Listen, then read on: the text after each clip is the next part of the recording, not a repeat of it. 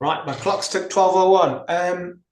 Good afternoon, everyone. My name is Vignesh. I'm a proud physiotherapist and a proud Indian, and I'm Director of Operations for Surgery at Chesterfield Royal Hospital. And I'll be your co-host for the event today, along with my colleague, Hasina. I'm super psyched to be here today to launch BIAHPA, a Indian Allied Health Professionals Association. So psyched that my wife asked me to leave the house early because I was buzzing around like a mad wasp this morning. With that being said, I know it's a mouthful. That's why we came up with BIAHPA as a shortened version. Much easier to say and far more likely to trend on social media.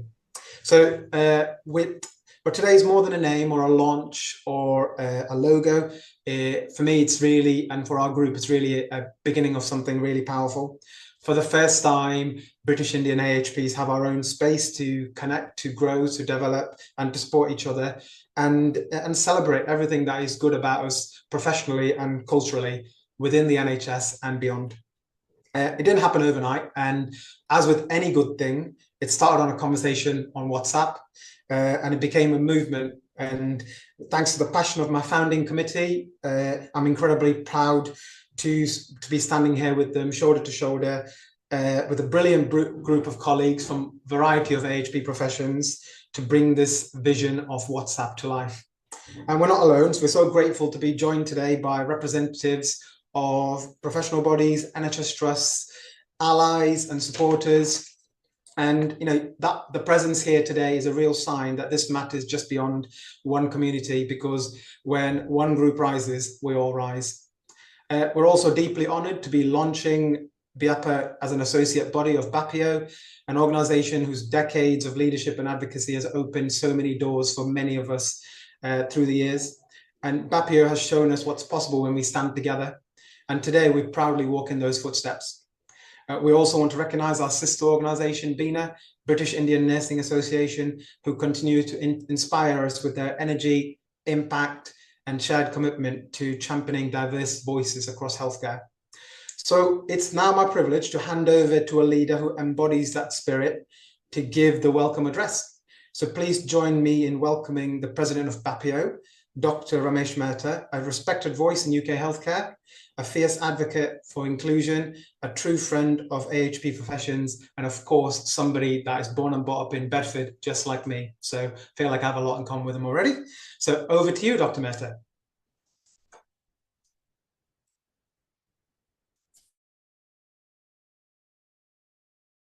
Do we need to unmute Dr. Mehta?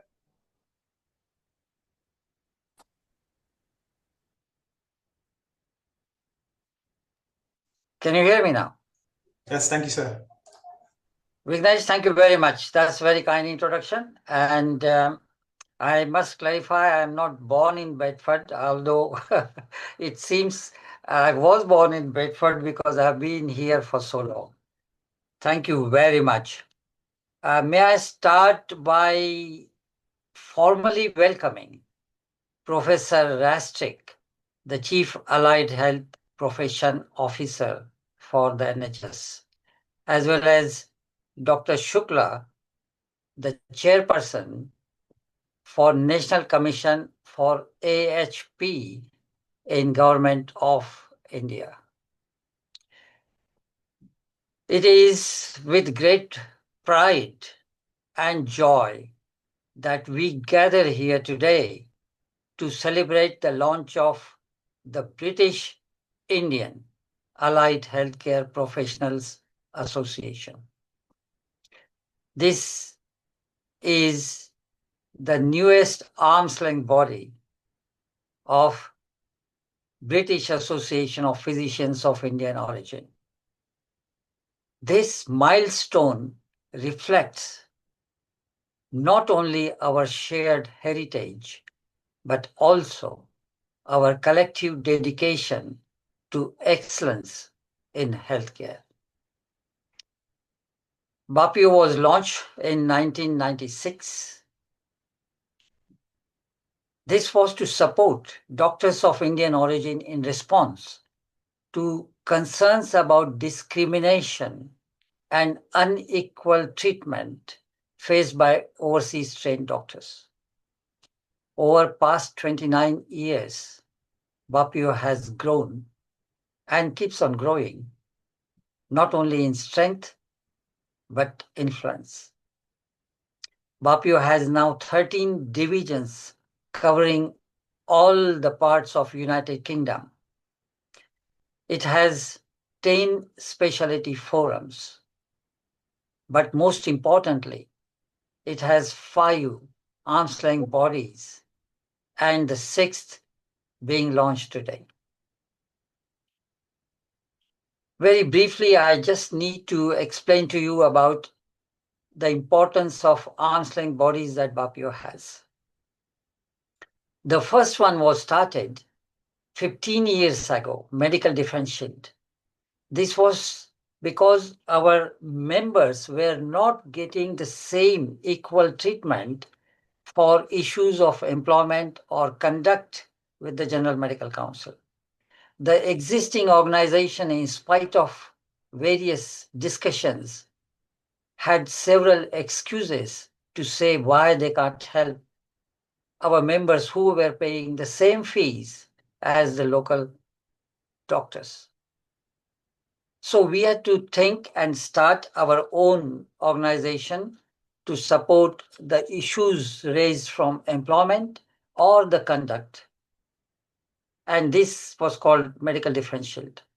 Friends, I'm so proud to tell you that MDS has grown almost equal to existing bodies, including BMA and Medical Defense Union and Medical Protection Society. Its support to our members is so important and so solid that unlike MPS and MDU, whose success rate for doctors referred to the GMC is 50%, MDS success rate is 96%. So that's a great achievement from this arm's length body of BAPIO. The second one is BAPIO Training Academy, which was launched 10 years ago. It also has grown very significantly. Its work on education and training, not just in UK, but also overseas, especially in India, is very significant. It is also supporting the NHS by recruiting not only doctors and nurses, but also allied healthcare professionals. We have already recruited many radiographers, echocardiographers, and audiologists. NHS has requested us to bring in more allied healthcare professionals. Our next arm's length body is also very important. It is BAPIO Institute for Health Research. Obviously, as clinicians, all of us, including nurses and AHPs, need to be involved in innovation as well as research. BIHR has 2 very important academic journals. The first one is called The Physician, and the second one is named after the first world plastic surgeon called Sushruta, 4,500 years ago in India. Sushruta is a policy journal for BAPIO.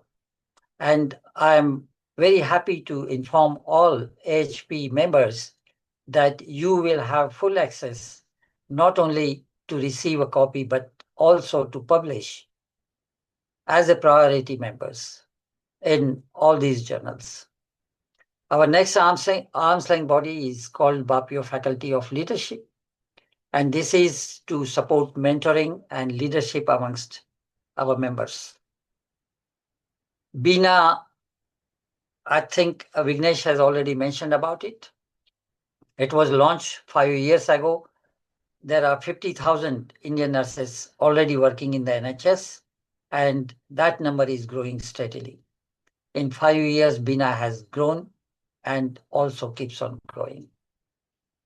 So we now come to the 6th arm's length body which is being launched now, the British Indian Allied Healthcare Professionals Association. Combined allied health care professionals are the third largest workforce in the NHS, after nurses and doctors. It's not just a largest workforce, but it forms the backbone of modern healthcare. Today, we shine a spotlight on incredible contributions of AHPs of Indian origin in these vital roles. We are here because we believe in power of unity. We believe that by coming together as a larger BAPIO family, including doctors and nurses, we can amplify our voices, support each other's growth, and advocate for the recognition and advancement of Indian origin allied healthcare professionals in the UK. As we move forward, let us do so with courage, with kindness, and with an unwavering commitment to the communities we serve, our patients. Thank you for being part of this historic moment. Let's build something extraordinary together. Thank you. Thank you, Dr. Mehta, for that welcome address. We're super proud to be working with you and Bina on this. And thank you for all the time and effort that you've put into helping us come to this point as well. So I think, there's a lot of work that's gone in with your team, but also just a lot of informal conversations and mentoring about how we go about doing it, and that kind of wisdom you just can't buy. So it's very much appreciated, and we look forward to continue working with you. So let's keep the show on the road. So I'm in ops after all, and if there's one thing I like more than Gantt charts is sticking to an agenda and finishing on time. So in true ops fashion, no delays, no overruns, and I'm delighted to introduce our next speaker. So we're super honoured to have someone who's been a tireless advocate for AHPs across England, and someone whose leadership has shaped national policy, and she champions innovation and elevates profile of AHPs at every level in the system. And so please join me in welcoming Professor Suzanne Rastrick, our capo for England. Over to you, Suzanne. Thank you very much indeed, Vignesh. And I think somebody's going to kindly share my slides just by the magic of technology. Thank you very much. If we could just go onto the full screen there, that would be excellent. Next slide, please, because I think Dr. Mehta very beautifully has described why we're here today, and I'm grateful to Vignesh and indeed the committee for their very kind invitation for me to join you on this very auspicious occasion. In fact, I've come this morning from my strategic advisory group for global majority colleagues, so it's been a very joyous morning in terms of the work that we're doing across the regions in England. But this is a British association, clearly, for colleagues of Indian origin across the 4 home countries. And I'm very delighted to say that I chair a meeting of my counterparts. You'll see here, Ruth on the left has recently retired from Wales, and they're in the process of recruiting to that post. But that's a very rare meeting. It was the first time we'd met in person since the pandemic. But we meet together, I say fortnightly, which I chair, and it's really around the nature of, although we clearly have very different political systems in each of our governments, clearly the agenda, as you would imagine, is very similar in terms of the ethnography of our populations and indeed the financial pressures that each of our countries face. But nonetheless, the recruitment and retention of colleagues is really important, and both professional and ethnographic diversity are really important to me, and I know to my colleagues too. So I apologise now because the next slide onwards are really going to become slightly more England focused, but nonetheless, I hope to give you a flavour of where we are. So the next slide is actually really focusing again on the UK data. And as Dr. Mehta said, we are the third largest workforce in health and care in the UK. This data is aggregated for the UK as a whole. I represent 226,000 allied health professionals in England, and then obviously the remainder of the 324, as you see, are elsewhere. In England, we have two regulators, the Health and Care Professions Council and the General Osteopathic Council, but the other three home countries do not recognise osteopaths as part of the AHP community currently, but that's the reason we've got both regulators there, and they're included in that data. And I know through allyship that all of the professional bodies are very interested in the step that you're making today. Next slide, please. So thinking about the data from the HCPC, which is the Health and Care Professions Council, this is obviously data for those who identify as Indian in origin in the UK currently. And as you'll see, the majority of those colleagues are in the physiotherapy profession and indeed in the branches of radiography and to a lesser extent occupational therapy and operating department practitioners, and others much smaller numbers. Next slide, please. So that's a UK context. If I may, I just wanted to focus down specifically on our work in England, which I think has an impact on all of my AHP colleagues. But you'll see there, this came out of crowdsourcing. So it is a very democratic document. It started with the people and communities that we serve and included some very minoritized and marginalized communities. And we were very pleased with the data saturation that we received across the protected characteristics and indeed across faith and other groups. And the areas I really want to focus on in my presentation today are really around, there are two golden threads throughout the whole strategy, which are co-production, which speaks to all of our work, and indeed the commitment to anti-racism. And ours is the only document as a strategy within NHS England that has as one of its key tenets anti-racism, and I am very proud of that. And then I want to focus on the other two areas, which are around leadership and AHP community, if I may. Next slide, please. So I've mentioned this is where I've been this morning. So in terms of my role as Chief Officer, which covers the Department of Health and Social Care and NHS England, clearly it's very important for me as the leader for allied health for our students and our support workers as well as our registrants, that actually I receive appropriate guidance, counsel and advice on a whole range of things. And clearly so it is in relation to our global majority colleagues and their interests and concerns.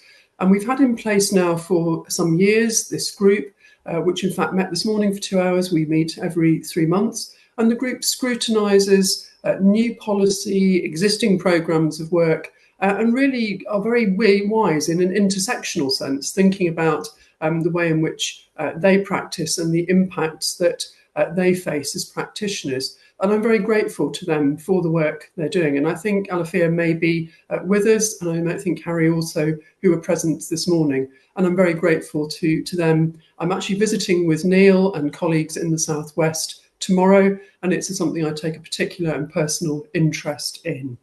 Next slide, please. So in terms of the work that we have done in England, really this started in 2019. And as I mentioned from the strategy we published in 2022, that commitment to anti-racism has been absolute from my perspective and is reflected in all of our undertakings in terms of our policy work, etc. And I think there are some particularly interesting points here in terms of the appointment of the first chair and then the successors, of which more of Shri Sabapathy, who was my most recent clinical fellow later, and the work that we've been able to contribute to policy, which you'll see here. Next slide, please. But more recently, I think we've undertaken some quite detailed work. We've had a review of the terms of reference of the Strategic Advisory Group this summer, which has led us to include student members of the group sourced from the Council of Deans of Health, the previous 150 Leaders programme. We also held, you'll see there at the bottom right, a workshop for members following the awful riots that we experienced last summer. And clearly the Strategic Advisory Group is very much about what's in scope for me in terms of my policy remit. And there are some things which clearly colleagues of Indian origin and others experience, which are more to do with our HR and organisational development colleagues. And my colleague Shireen Pavaday very kindly curated in confidence and with psychological safety an event to hear from colleagues across the country who had been impacted by that, in order that we could pass that narrative back to the Chief Professional Officer for HR and OD. Clearly, I don't have direct influence with that group, but from my point of view, it's really important, if there are concerns that members have, that I actually find a route elsewhere in the forest, so to speak, for those issues to be heard and recognised. And I know that was greatly appreciated at the time.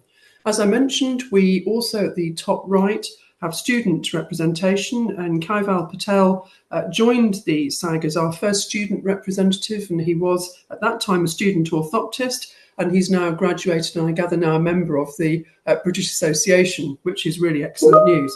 And we now have as a student member Zain Alamoud, who is a therapeutic radiography student studying at Liverpool, and he's recently joined the Strategic Advisory Group as the student member. And then finally, if I may, just to reflect, we've recently this year, as you see at the top right there, held a Quality and Safety Leadership Development Programme for AHP more senior leaders, jointly with NHS employers as part of the NHS Confederation. And we invited the then chair and vice chair of the Strategic Advisory Group to participate in that, not in a tokenistic way at all, but to really make sure the representation of the global majority colleagues in our thinking on quality and safety was there. And I would just read for you, if I may, Melanie's summation of her role as vice chair in that. And she really felt that it embedded equity in leadership, ensured that diverse perspectives, particularly those representing minority communities, are integrated into senior leadership discussions on quality and safety, that it influenced policy and decision-making, providing insights and lived experiences that helped shape more inclusive policies, addressing disparities in safety and quality outcomes. It also strengthened representation, enhancing the visibility and influence of minority leadership within senior decision-making forums, and fostering a more inclusive leadership culture across allied health. And finally, driving systemic change, contributing to the development of strategies that improve equity in healthcare and other institutional settings by ensuring safety and quality initiatives consider diverse needs. So I think you'll be aware that, from my perspective, these things are not done in a tokenistic fashion. We follow them through and we report back to the advisory group, who then, as you saw from the beginning of those slides, have their regional network that we feed from. And for me, that's really important as chief, to understand those sentiments from place and local level. Next slide, please. And I've just been touching on the professional networks, and I know a number of our professional bodies are present here today.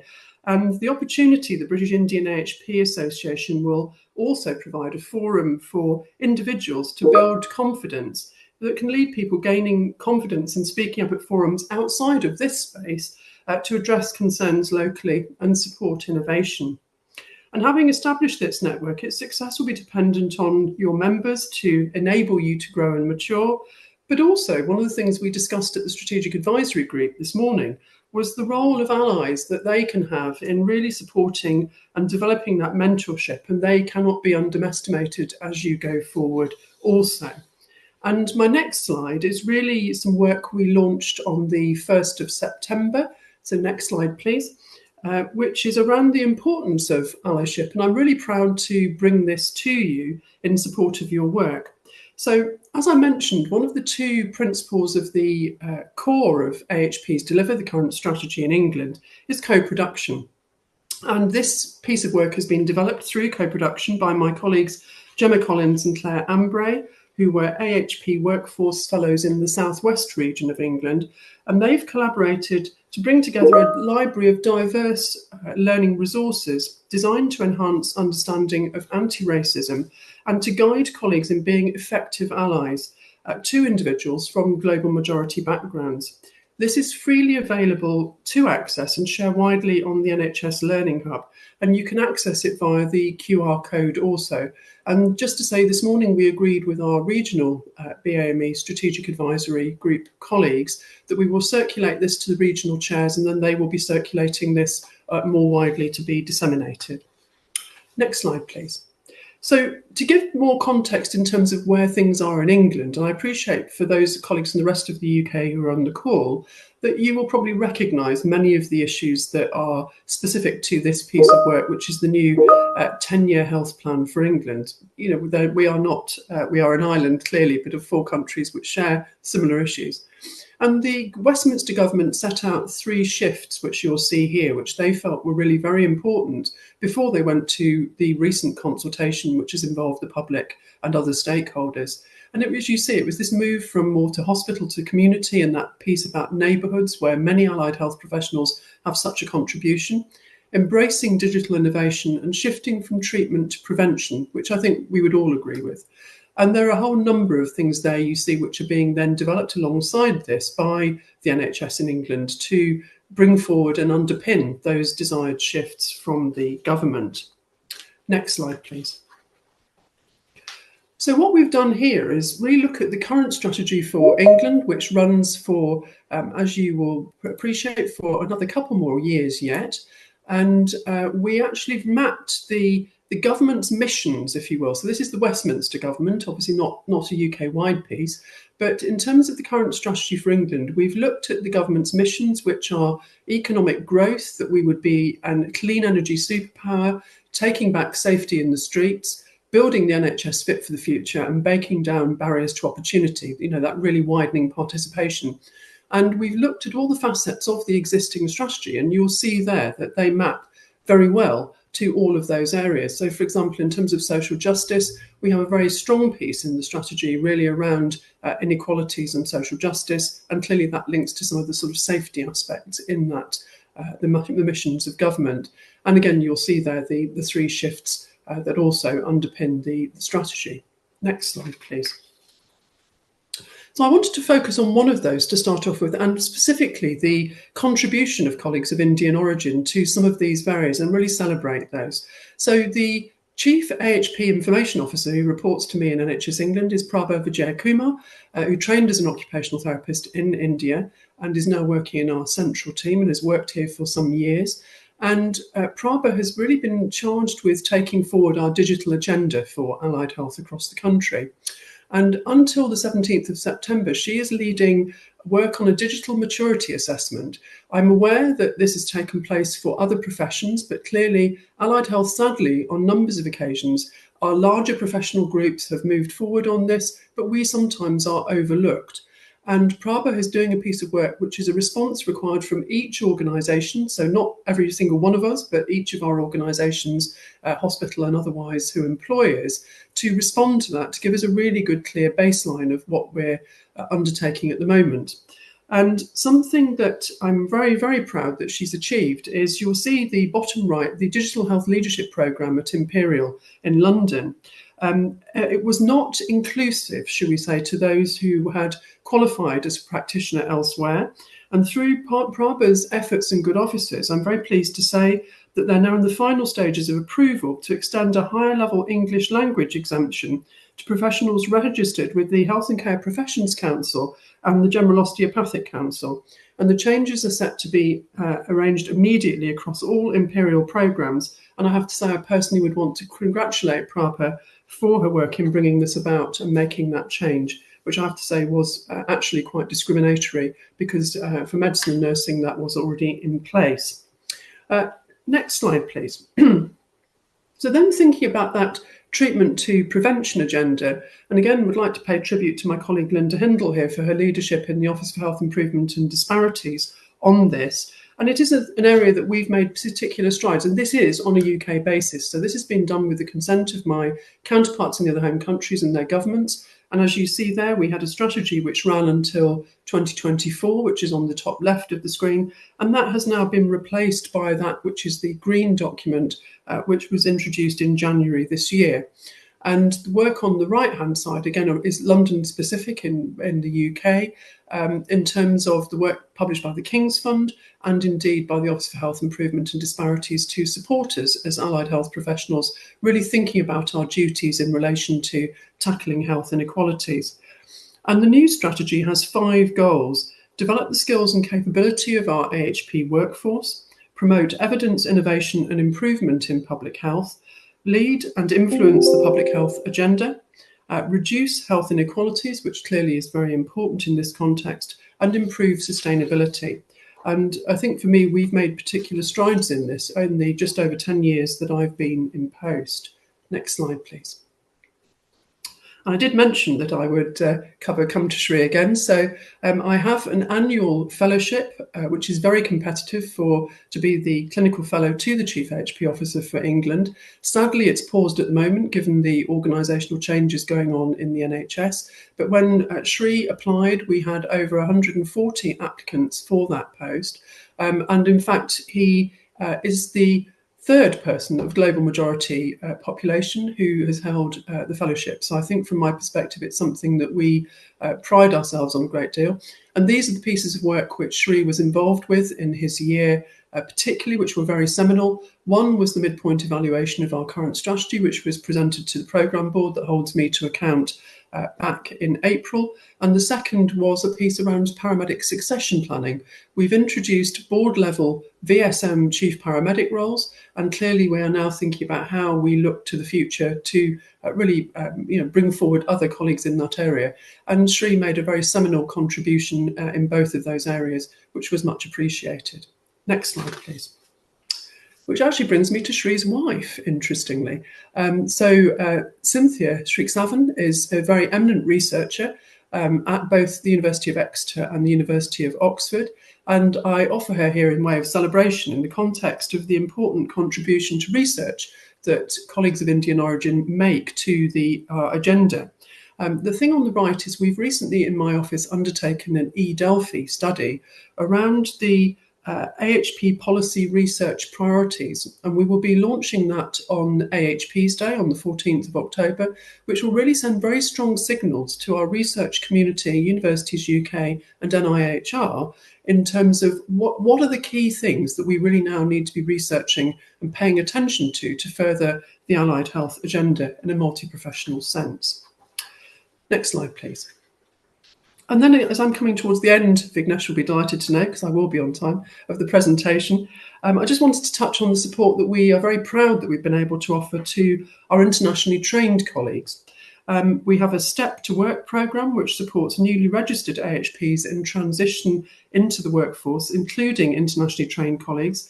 And it's a pre-preceptorship programme which is appropriate for colleagues who may be working in the UK some time, but also perhaps moving into a new role to them or a new organisation. We also have guides to searching for and applying for jobs in the NHS, videos which have been created on the Health Careers website, which we have to assist internationally educated AHPs find jobs in the NHS.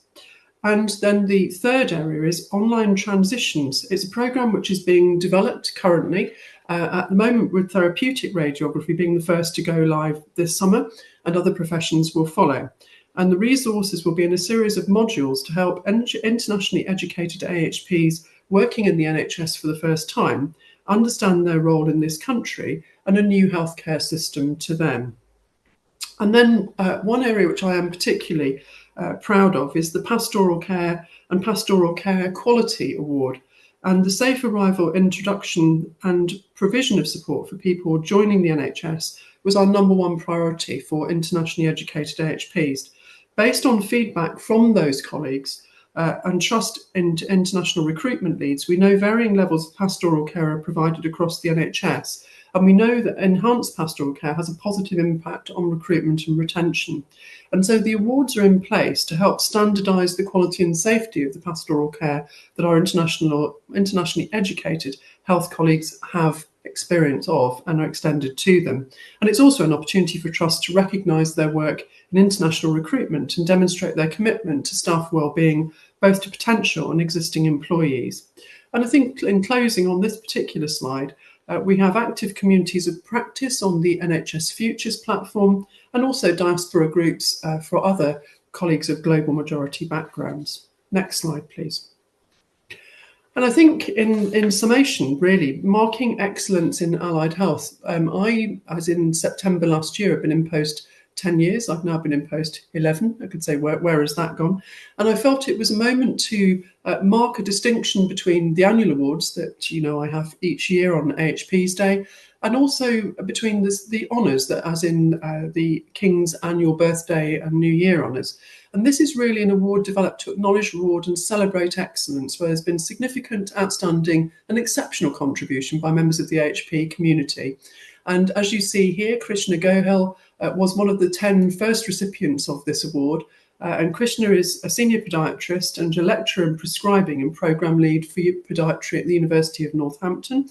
And she was also, importantly, national lead for the lower limb work stream within the National Wound Care Strategy programme. And I think from my perspective, across a number of facets, had demonstrated particular excellence, which really required recognition and attention. And my final slide is just really for colleagues to urge you to use the QR code, or indeed the hyperlink, to sign up to the Chief AHP Officer Bulletin in England. And that really changing the culture and some of the other areas. We actually do focus on a whole range of issues from AHPs deliver in the bulletin. So if you haven't signed up to that, because I think many of us are using various social media platforms much less these days, this is the place for information to go on a monthly basis. Thank you very much indeed, Vignesh. Thank you very much, Suzanne, and thank you for the inspiring words. We look forward to working with your team, and we look forward to working with you and inviting you to many of our future events. So please, thank you very much for taking the time to come today.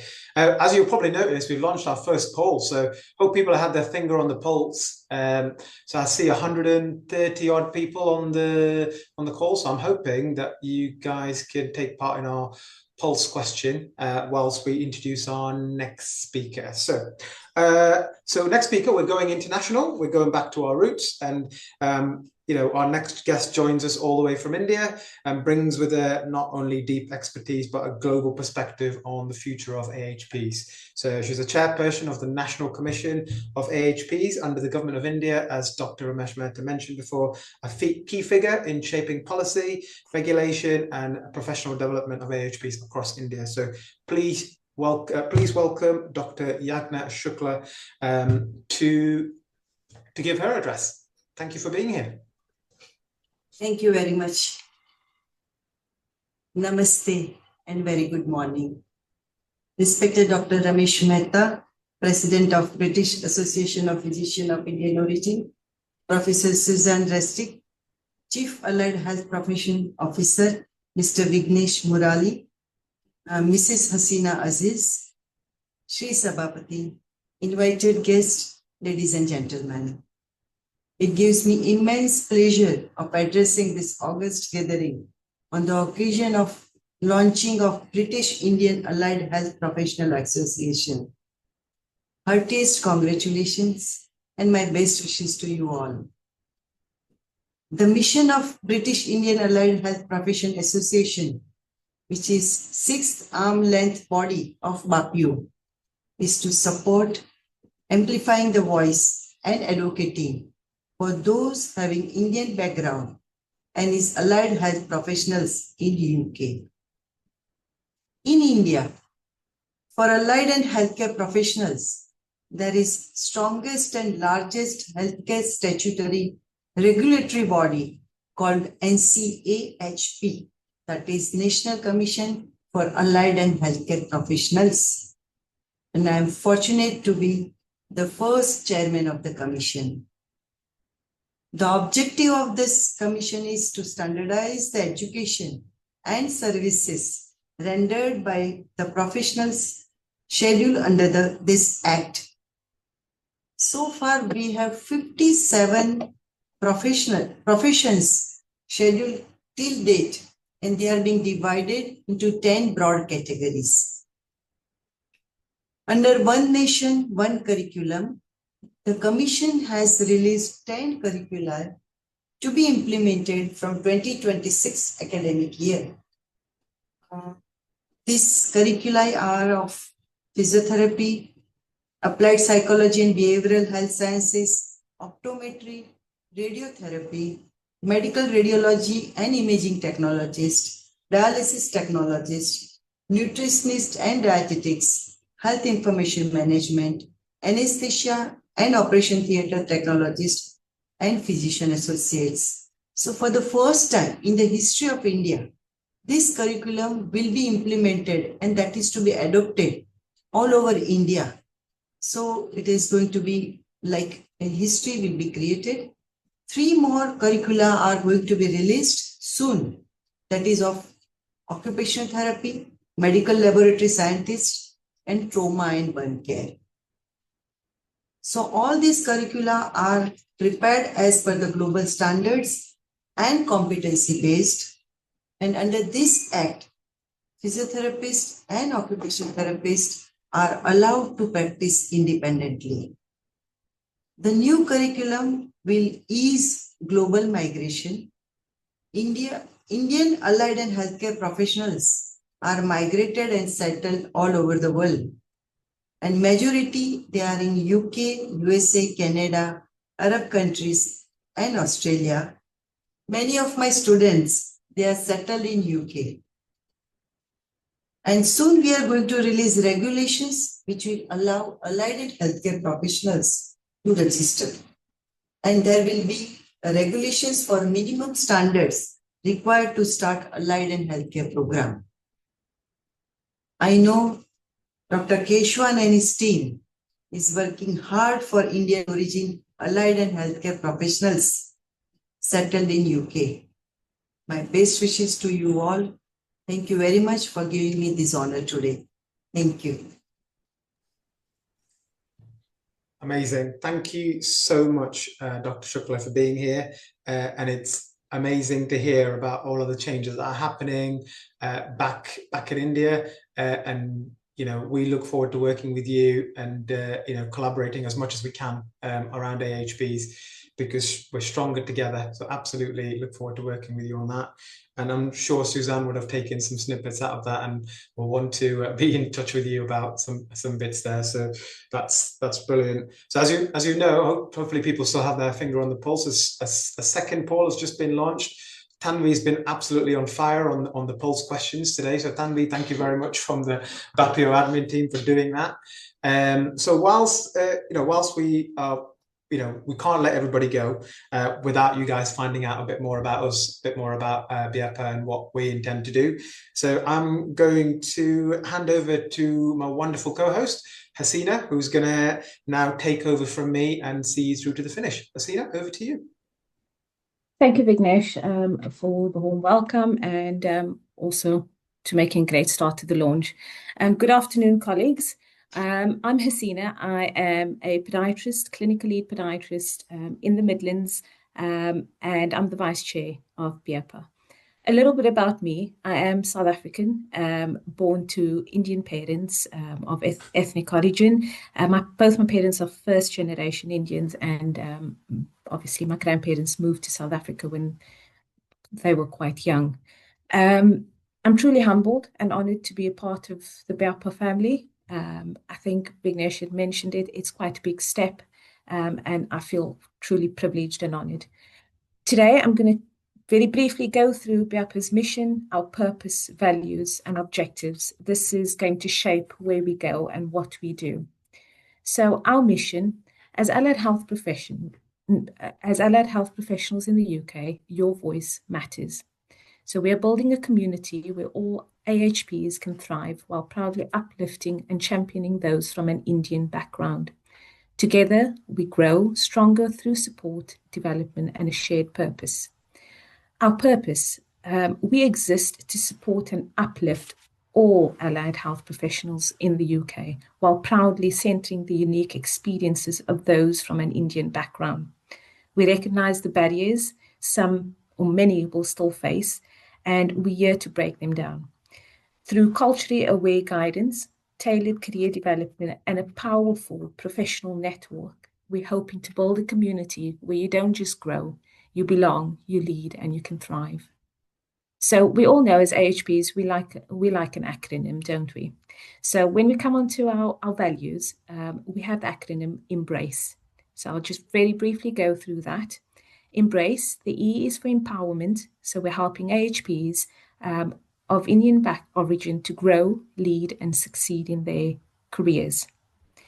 The second one was the M, mentorship and support, offering guidance and encouragement to all so we can grow together. The B is belonging and inclusivity, creating a welcoming space where everyone feels respected, valued, and heard.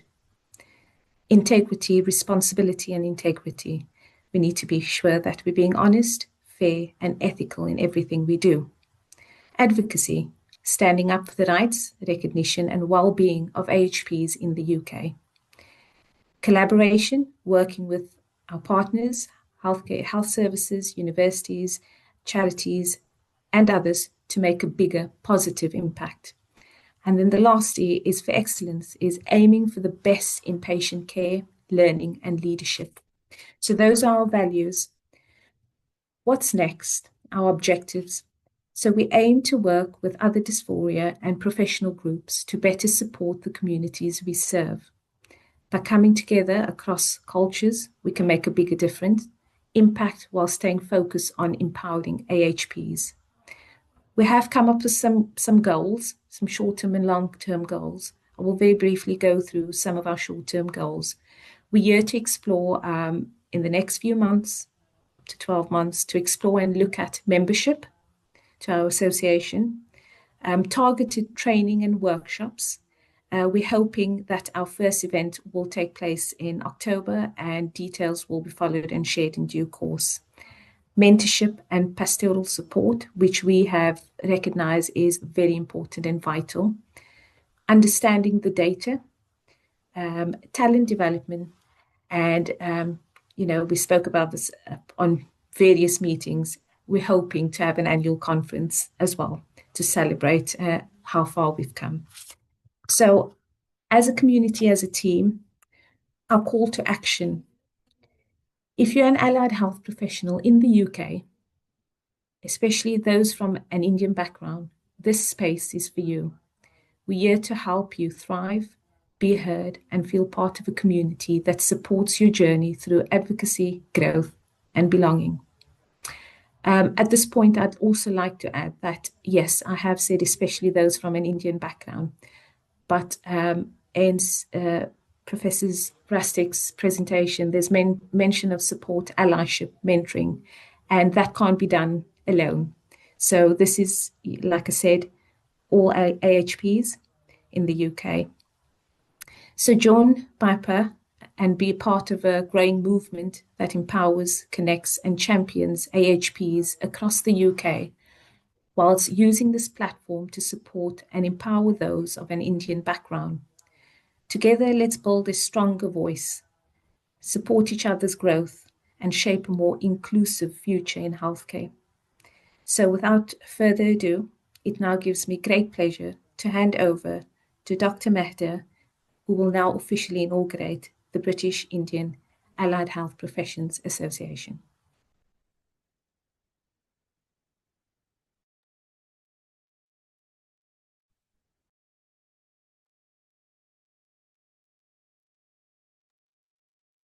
Can you hear me now?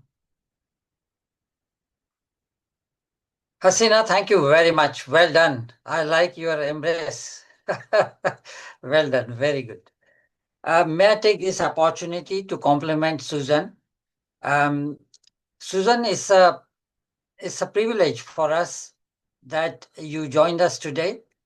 And I noticed that you are the first chief officer for AHP in England.